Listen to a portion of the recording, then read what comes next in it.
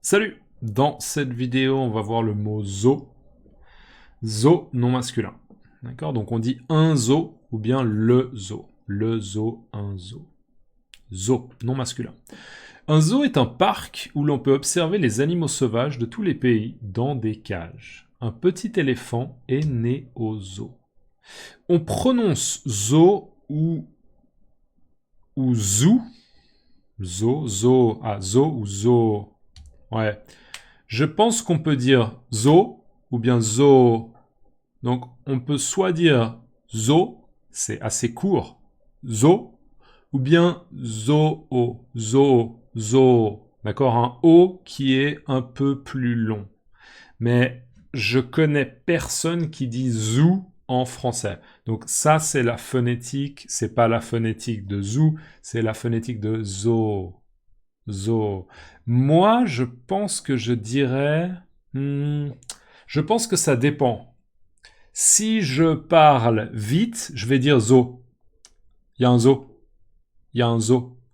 Mais si je parle lentement, je vais dire zo. Zo.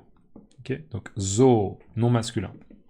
Un zoo est un parc où l'on peut observer les animaux sauvages de tous les pays dans des cages. Ok. Donc... déjà, un parc. Bon, ok. Un parc, c'est quoi? Un parc, généralement, c'est un endroit où on a déjà des arbres. D'accord? Vous vous souvenez, révision des arbres. D'accord? Avec le tronc, la partie centrale, le tronc. D'accord? T-R-O-N-C. On dit pas tronc, on dit tronc. D'accord? Le tronc et les branches et les feuilles, d'accord, des arbres. Donc, généralement, dans un parc, il y a des arbres, il y a de l'herbe, d'accord, de l'herbe. Est-ce qu'on a une image avec de l'herbe? Je vais essayer de vous trouver ça. Est-ce que je peux vous trouver ça? Allez. Vous voyez, là, il y a un peu le début d'un parc. Regardez, sur cette image-là. Là, on a un peu le début d'un parc. D'accord? Alors, on voit pas d'arbres, mais on voit de l'herbe. Ça, là, ce qui est vert, c'est de l'herbe. Et d'ailleurs, ici, là, ça, c'est un arbre. OK? Donc, un parc, c'est un endroit où il y a beaucoup d'herbes, où il y a des arbres. Pensez à Central Park, par exemple. Et donc un zoo, c'est un type de parc, mais dans un zoo, on peut observer. Alors c'est quoi observer? Observer, ça veut dire qu'on regarde avec attention. Waouh, d'accord. Imaginez quelqu'un qui regarde mon micro, d'accord. J'ai mon micro là que j'utilise pour faire les vidéos. Il observe mon micro, il dit ah ouais, ok, c'est ça ton micro, d'accord. Il observe, il regarde. Ou bien quelqu'un qui ne connaît pas les pièces en Suisse, d'accord? Ça, c'est une pièce de 5 francs suisses. Okay. Une pièce de 5 francs. Ah. Voilà.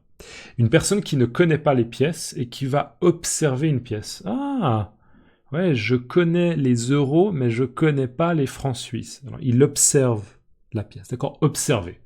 Donc, un zoo est un parc où l'on peut observer avec attention des animaux. Des animaux comme par exemple le chat, c'est un animal, le chien, c'est un animal, la girafe, c'est un animal. Maintenant, on peut observer, mais généralement pas des chiens, pas des chats, pas des pigeons. Okay.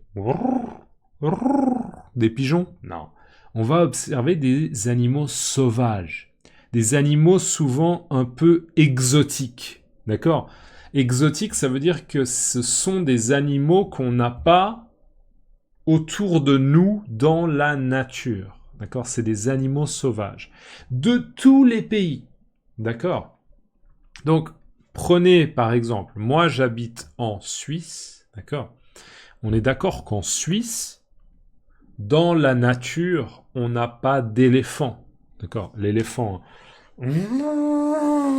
Ok, l'éléphant.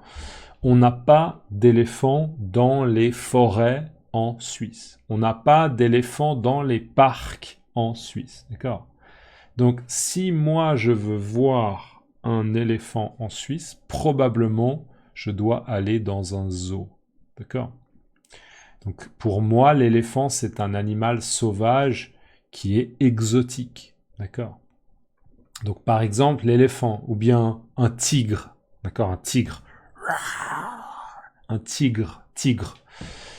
En Suisse, on n'a pas de tigre dans la nature. D'accord? On n'a pas de tigre en liberté. Donc, si je veux voir un tigre, probablement qu'il faut que j'aille dans un zoo. D'accord? Il faut aller dans un zoo. Voilà. Donc, un zoo est un parc où l'on peut observer les animaux sauvages de tous les pays dans des cages. Alors, c'est quoi une cage? Une cage, c'est une sorte de boîte, d'accord? Une sorte de boîte, mais avec des barreaux. Vous voyez? Ça, c'est ce qu'on appelle des barreaux. Donc là, on a du métal, là, on a du métal, et comme ça, là. Ou bien, simplement comme ça, d'accord? Là, c'est comme si moi, j'étais dans une cage. Ça sert à quoi, une cage? Une cage, ça sert à être sûr que, par exemple, un tigre, d'accord? Qu'un tigre, il ne s'enfuit pas. D'accord? Parce qu'un tigre, imaginez un tigre en liberté dans une ville. Ok, imaginez une grande ville. Imaginez, on va prendre Shanghai. Ok, imaginez Shanghai, une très très grande ville. Imaginez un tigre en liberté à Shanghai. Ça peut être très dangereux. D'accord? Parce que le tigre, il peut avoir peur et peut-être qu'il va attaquer ou se défendre. D'accord? Donc voilà. Donc, un tigre, typiquement, on va le mettre dans une cage pour vérifier qu'il ne s'enfuit pas. D'accord? Pour vérifier qu'il reste ici. Pour être sûr aussi qu'il n'attaque pas des gens. Ok? Maintenant, actuellement, je pense que la majorité des zoos essayent de moins utiliser les cages. Parce que personnellement, je trouve très triste de voir un animal dans une cage. D'accord? Je trouve ça triste parce que dans la nature, l'animal ne vit pas dans une cage.